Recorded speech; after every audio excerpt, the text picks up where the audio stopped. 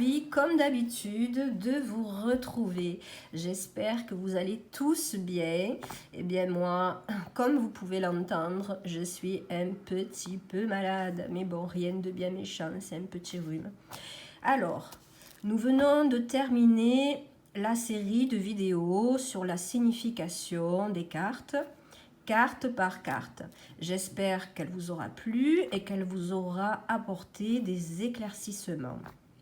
Pour ceux qui viennent de me rejoindre ou ceux qui ne l'ont pas vu, pour approfondir, je vous ai mis en barre de description sous chaque vidéo de la première série un lien qui vous renvoie sur Vimeo pour ceux qui le souhaitent pour avoir des compléments d'information. Maintenant, nous allons entamer une série de vidéos sur les groupes de cartes et ce durant les prochaines semaines. Je fais cette petite introduction que je mettrai dans chaque vidéo de cette série pour vous expliquer l'importance de les connaître, car elles vous donneront des confirmations. Il est essentiel de les identifier dans un tirage. Par exemple, si vous avez un ensemble de cartes négatives, la tendance de la réponse sera non à votre question et inversement avec les cartes positives ou par exemple un ensemble de cartes de difficulté. Ouais, on vous annonce donc qu'il y aura des difficultés puisqu'il y a cet ensemble de cartes qui vous le confirme. Ou encore des cartes de séparation, ainsi de suite, etc., etc. Pour cette nouvelle série, je vous mets en barre d'infos, encore une fois, pour ceux qui le souhaitent, un pack de groupes de cartes en cliquant sur le lien qui vous renvoie sur Vimeo. Vous la trouverez en barre d'infos avec la liste que comporte cette vidéo, la liste des groupes de cartes. Pour y accéder, il faudra créer un compte Vimeo personnel qui vous sera propre et cela vous donnera accès à la vidéo. Ensuite, ce que je voudrais vous dire, c'est que je vous remercie pour vos likes, vos commentaires, vos abonnements et vos partages pour ceux qui partagent. Cliquez sur la cloche pour ne pas rater de vidéos. Vous serez averti, vous aurez une notification en cliquant sur la cloche. Bienvenue à ceux qui me découvrent. Vous pouvez me mettre en commentaire vos suggestions pour de prochaines vidéos ou sur ce que vous voulez que j'approfondisse. Voilà, donc allez, trêve de blabla, on y va, c'est parti, mon kiki. Aujourd'hui, nous traiterons des cartes de début qui nous parlent de début. Principalement, il y en a 3 qui nous parlent clairement, il n'y a pas d'ambiguïté sur les cartes de début, surtout ces deux-là qui nous parlent ici de début, de se lancer. Si on se lance, on débute quelque chose, c'est quelque chose de nouveau puisqu'on nous parle de nouveauté. Et également pour celle-ci, ici on débute, ici on s'est lancé, ici on débute, hein, c'est un peu plus que celle-ci.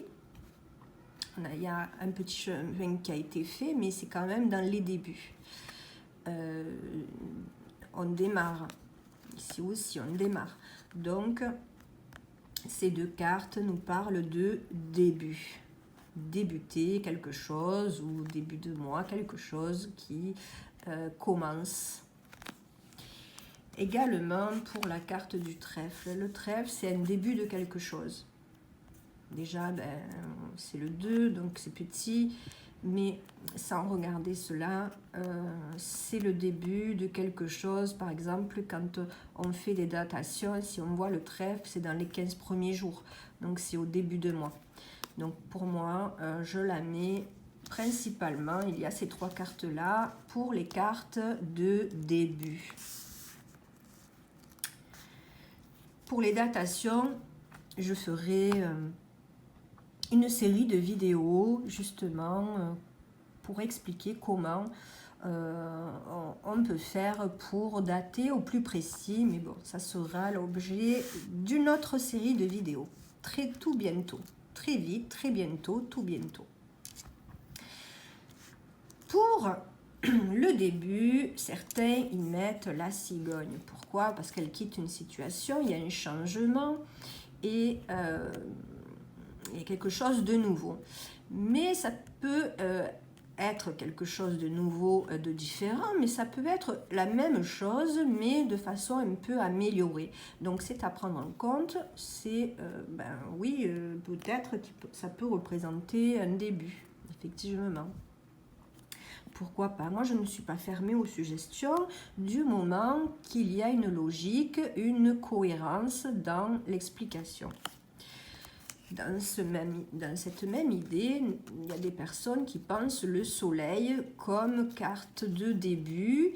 C'est possible, moi je ne suis pas fermée parce que, bon, il y a l'as déjà de carreau, vous me direz, il y a d'autres as, mais le jour, c'est le jour qui se lève, on débute la journée, c'est une carte de journée, donc elle peut, dans ce sens-là, représenter un début de quelque chose, il y a une éclaircie, donc il y a dans ce sens-là.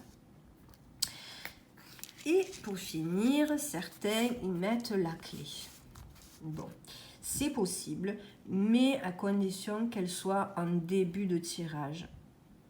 Parce que je vous l'expliquerai dans une autre série de vidéos qui viennent, enfin dans un autre groupe de cartes de vidéos qui viennent juste après. Non, je me suis trompée dans les mots, mais bon, vous avez compris. Ça sera la prochaine qui va parler de cartes de fin. Et je vous l'expliquerai celle-ci. Donc, elle peut être un début de quelque chose parce qu'elle nous parle d'ouverture. Mais si elle est en début de tirage, à mon sens, c'est OK. Et bien sûr, si on retient le sens du bitounion,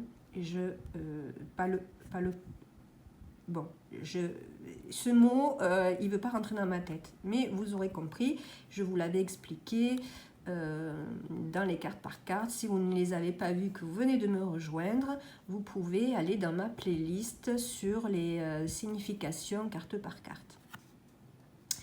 Voilà, donc oui, ça peut être une ouverture, donc le début de quelque chose. Donc à bien regarder la place, l'emplacement plutôt que la clé occupe.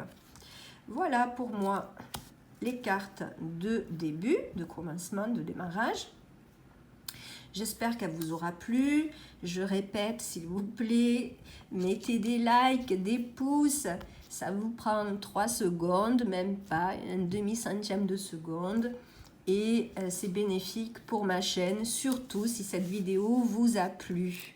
Aussi, n'hésitez pas à mettre des commentaires. C'est toujours plaisant d'en recevoir et de voir si mon travail vous a plu. Je vous dis à tout bientôt.